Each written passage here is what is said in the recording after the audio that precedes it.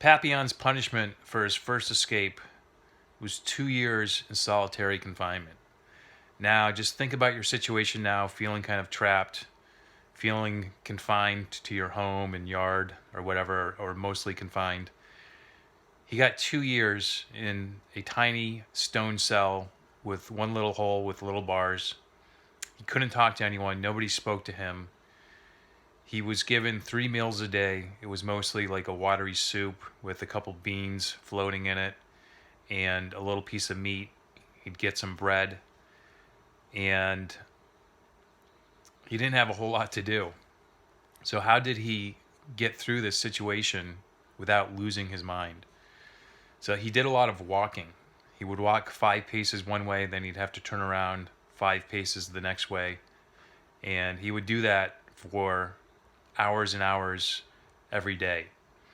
And he would keep his mind occupied with visions of what he wanted, visions of his escape, visions of getting revenge on the men that got him falsely imprisoned, and also reliving his past memories, good memories.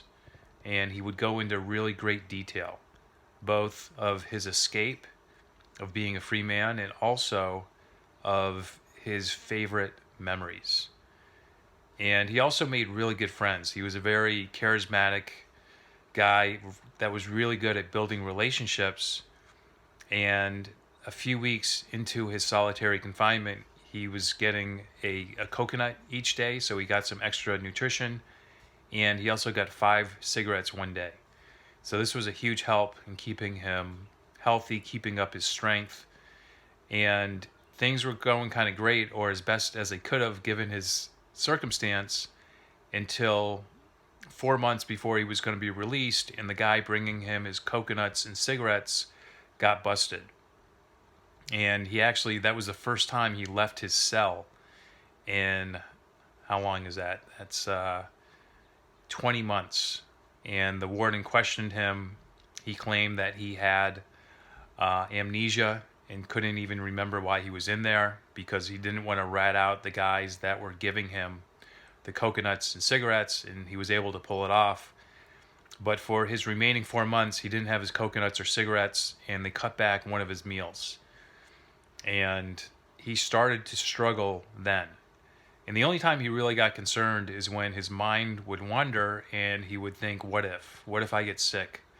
What if I don't make it out of here? What if I never escape? And he was very strong-willed. He had a super strong mindset, and he rarely let his mind wander like that. But he eventually made it through. He eventually got it out, and it was him and 2 other guys that he had escaped with that were in solitary confinement together. One of the other guys made it out okay. One of the other guys, he saw him. He was very weak, and he said, "Pappy, goodbye. I'm not going to be around much longer," and he died a couple days later. But it's really key to keep your thoughts on what you want in your life. What do you want to create in your life? How can you use this time to create something better than what you have? Something that's really important to you, something that you can look back on one day and say, hey, I'm proud I created this. So keep your mind on things that you want.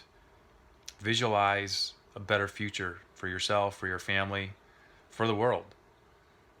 And if you notice your mind wandering to what if, pay attention to that and shift it to what can I create.